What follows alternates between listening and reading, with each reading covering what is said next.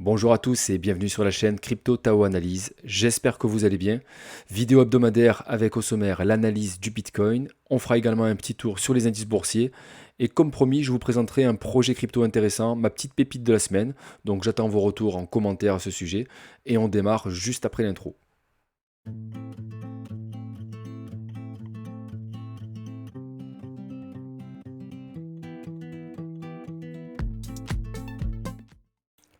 On démarre l'analyse du Bitcoin. Donc, on va faire un petit point tout d'abord sur le mouvement baissier du 6 avril qui est survenu juste ici, ok, entre le 5 et le 6 avril. On a vu du coup les deux jambes baissières survenir juste après la belle poussée qui a rendu optimiste un petit peu tout le monde. Donc pour ma part, ça confirme une liquidation massive de long sur ce mouvement. On peut le voir d'ailleurs sur l'Open Interest, donc sur le contrat de Binance en perpétuel. Et en fait, on voit bien sur le mouvement ici du 6 avril une chute de l'Open Interest, ok, à deux reprises entre le 6 et le 7, qui est bien en accord avec la baisse du prix et en plus un ratio long, on va dire supérieur au ratio short, ce qui traduit un sentiment des traders encore trop optimiste. Donc, et d'ailleurs, malgré cette chute de l'Open Interest, malgré cette liquidation, que d'ailleurs on peut voir ici, voilà, donc la liquidation ici, c'est la grosse barre rouge que vous voyez, donc 138 millions. Alors, je ne suis pas certain de la valeur des chiffres, si elle est vraiment correcte ou pas. Il est possible que les exchanges mentent sur leurs chiffres. En tout cas, la donnée, la proportion de liquidation est correcte. Donc, on voit bien qu'il y a eu une liquidation massive de long sur ce mouvement baissier. Par ailleurs, le ratio long-short traduit encore un sentiment un peu trop optimiste. Donc on pourrait avoir une continuation en termes de correction, c'est-à-dire une chute de prix encore un peu plus forte. Et on va essayer d'analyser sur le graphique jusqu'où on pourrait chuter pour terminer cette correction. Donc sur du court terme, avec ce M qui a été dessiné, que l'on peut voir, donc je vais dessiner ici, on a bien eu une figure baissière ici à la cassure. Donc déjà sur ce court terme, en termes de mouvement baissier, avec le Fibonacci, on est d'ailleurs sur les ratios, on va dire, privilégiés, c'est-à-dire entre le 1,618 et le ratio de 2. Donc on est pile poil en train d'essayer de consolider là-dessus. Donc si les acheteurs repointent un peu le bout de leur nez, pour l'instant, ils ont encore un petit peu du mal sur les RSI, on voit que c'est toujours les vendeurs qui ont la main. Pour l'étape supérieure, on va utiliser également le Fibonacci. Par contre, on va prendre en compte le grand mouvement du coup du range. Alors, je vais plutôt le faire dans ce sens-là. Hop. Donc, on pourrait revenir sur la zone des 61,8 ici. Ok. Donc, on pourrait retomber aux alentours de 38 700 $. Cette target, elle est cohérente avec également le volume profile. Vous voyez ce creux ici dans le volume, justement où on a une résistance qui est ici et qui viendrait également parfaitement quasiment sur la zone des 61,8. Donc pour ma part, si les vendeurs continuent à avoir la main sur on va dire ce combat, on pourrait vraiment redescendre aux alentours des 38 700 $. Malgré tout, si nous retombons sur les 38 700 $, cela ne traduira pas un mouvement baissier, c'est-à-dire un changement de tendance vers une tendance baissière. Rappelez-vous, ce qui compte dans une tendance haussière, c'est d'avoir des creux et sommets ascendants. Et même si nous corrigeons jusqu'au 61,8, nous aurons toujours une tendance haussière, d'accord? Donc par contre, voilà, c'est faire attention à ne pas casser les derniers plus bas que nous avons connus pour maintenir une tendance haussière. Et par contre, ce que je remarque, ce qui se confirme de plus en plus, c'est que le marché étant, on va dire, dans une phase d'accumulation, mais également avec un désintérêt au niveau du spot pour, on va dire, des nouvelles personnes intéressées par la crypto-monnaie. On a les contrats dérivés qui drivent un petit peu le prix et donc du coup on s'amuse à chasser les liquidités, donc on chasse les stops, des longues et des shorts. Donc en fait, plutôt que d'avoir des poussées linéaires vers le haut, on aura beaucoup plus probablement voilà, des montées, des descentes, des montées, des descentes pour liquider à chaque fois. Ok, mais en ayant toujours une tendance haussière. Je voulais également vous partager côté Ethereum une légère, comment dire, un comportement légèrement différent par rapport au Bitcoin.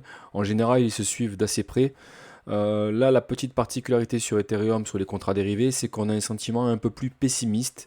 On a d'autant plus de short que de long, même si le ratio est toujours en faveur des longues. On est quasiment proche, voilà, du 50-50. Donc on est un peu plus pessimiste sur ETH au niveau du trading spéculatif. Donc ce qui pourrait faire que Ethereum continue on va dire sa petite poussée haussière pendant que Bitcoin consolide et s'amuse à faire le yo-yo. D'ailleurs, on le voit actuellement, le Bitcoin est dans le rouge, Ethereum est dans le vert. On a d'autant plus de chances voilà, d'avoir plus de force au niveau d'Ethereum pour revenir tout doucement vers une zone de distribution.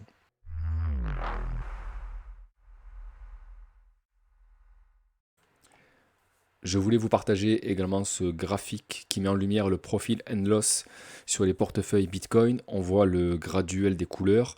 Donc on a la zone neutre ici, 0 ou 50% de profit. En dessous, on est dans le négatif, on est en perte. Au-dessus, donc on est en positif. Et en tout cas, on va dire, ça cumule les données sur les exchanges des bitcoins. Et on voit bien que justement, lors des tops de marché, il y a de la vente à perte. On a des vagues baissières, vous voyez, orange, rouge. Donc en fait, les gens ont perdu avec ce profil and loss, donc c'est-à-dire avec des pertes allant de moins 20 jusqu'à moins 80% de leur portefeuille. On voit par ailleurs que les mouvements, en fait, les capitulations sont de moins en moins fortes. On avait de grosses vagues baissières courant 2018, 2019, 2020. Et depuis 2021, les vagues baissières sont de moins en moins importantes. Et en fait, on peut également le traduire par le fait que les gens, c'est-à-dire que les possesseurs de Bitcoin gardent de plus en plus leur Bitcoin, et c'est-à-dire ne capitulent pas, donc conservent malgré une perte potentielle, conservent leur Bitcoin parce qu'ils le voient plutôt comme du long terme.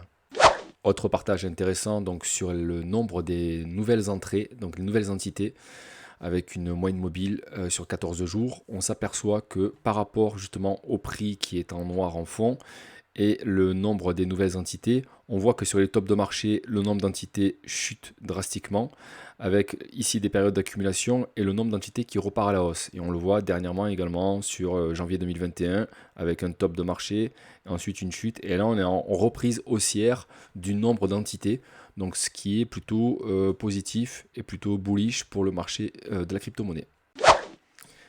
Alors j'ai trouvé ce graphique très intéressant qui permet de voir un petit peu de dissocier, on va dire, le marché US et le marché européen sur l'achat et la vente de la crypto-monnaie, du Bitcoin en particulier. Et on peut voir en fait des phases d'accumulation du marché US et européen assez synchronisées en post-Covid, c'est-à-dire en mars 2020, où il y a eu massivement plutôt de l'achat que de la vente. Donc quand on est au-dessus de la moyenne, là c'est de l'achat, et puis en dessous c'est de la vente. Et on peut voir en fait que les Européens ont acheté le sommet aussi en mars, enfin entre mars et mai 2021, ce qui est assez curieux, là où les US ne se sont pas positionnés. Et par contre, en fait, ici, sur la capitulation du mois de mai-juin 2021, on a eu des ventes records au niveau du marché US. Donc je pense que le marché US s'est beaucoup mieux comporté que les Européens sur ce mouvement haussier, avec peut-être beaucoup plus de profit que le marché UE. Et en fait, ce qu'on peut noter également, c'est que les US mènent l'achat entre juillet et août 2021, quand justement, en fait, le prix était assez attractif. Et ce qu'on peut noter également, c'est que marché européen et USA, pression douce à l'achat en ce moment, donc depuis février-mars 2022. Donc on a une accumulation, donc on est bien dans des périodes d'accumulation en ce moment.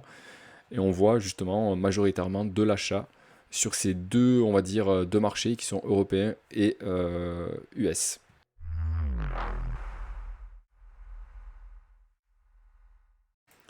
On fait un petit tour du côté du S&P 500 et depuis la dernière fois, on était en zone de distribution ici et on voit que le cours a bien distribué.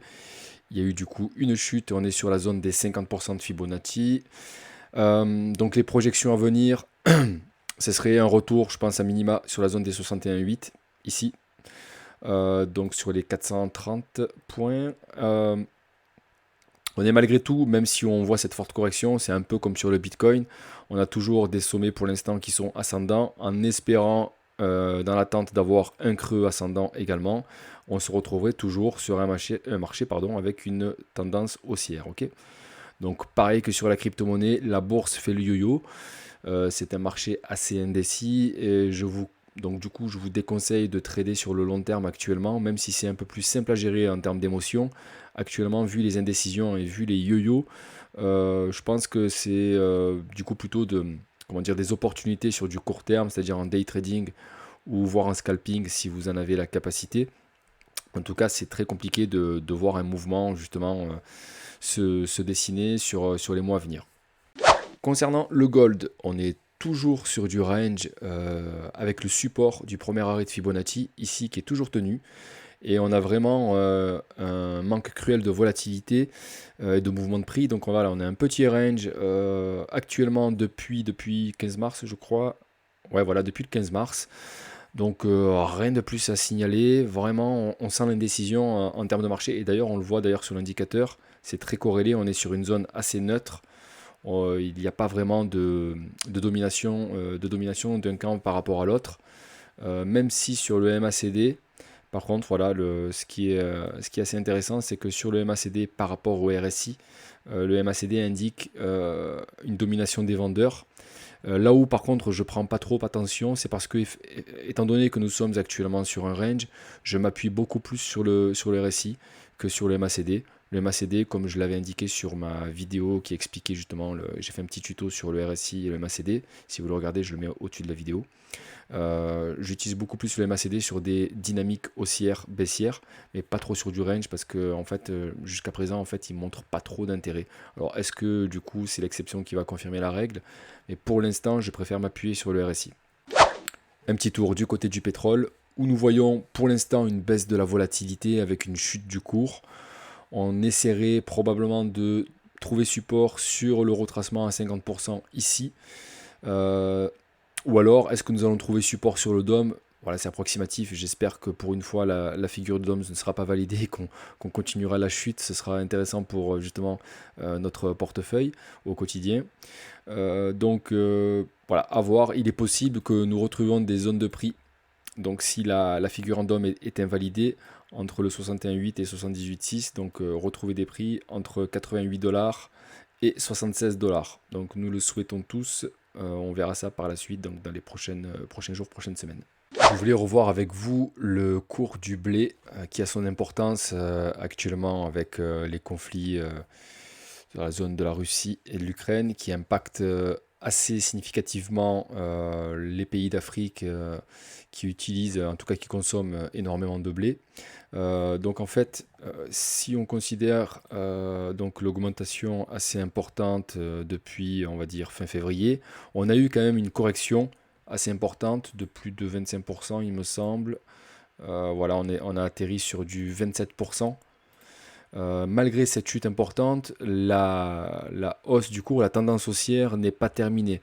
On peut considérer ici que c'est juste une pause avec, on va dire, une zone d'accumulation.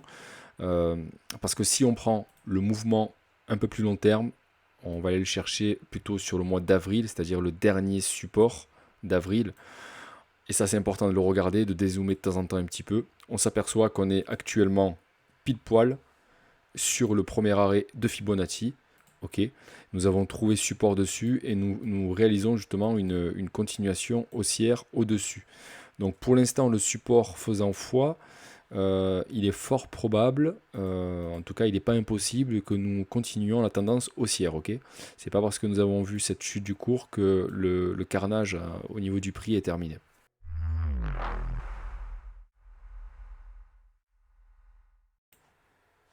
Et voici la petite pépite de la semaine qui s'appelle VIDT Datalink. Donc c'est une petite crypto-monnaie, un projet assez sympathique.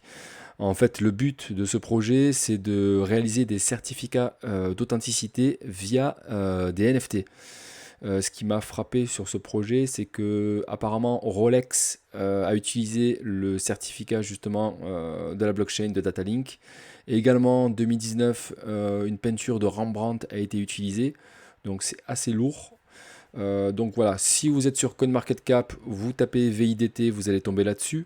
Ce qui est intéressant, ce qu'il faut noter, c'est que le market cap est encore assez faible. On est à 24 millions de dollars.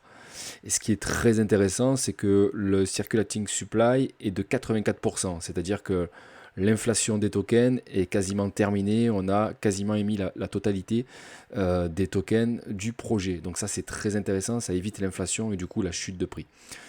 En tout cas, l'augmentation de l'offre. Donc voilà, si vous allez sur le site rapidement, vous allez atterrir là-dessus. Et vraiment, bon, je vous conseille de le lire, hein. Je vais pas faire le lecteur, c'est pas utile. Mais en tout cas, voilà, vous voyez le projet sur Rolex. Donc NFT dédié à la certification de Rolex. Il y a le lien également sur Rembrandt On-Chain, donc très intéressant aussi, où on voit que une œuvre de Rembrandt a été utilisée et circule sur la blockchain de Datalink. Donc vraiment, ça a l'air d'être du costaud. Et si on regarde le graphique, ce qui est intéressant, c'est qu'on est sur des supports de marché.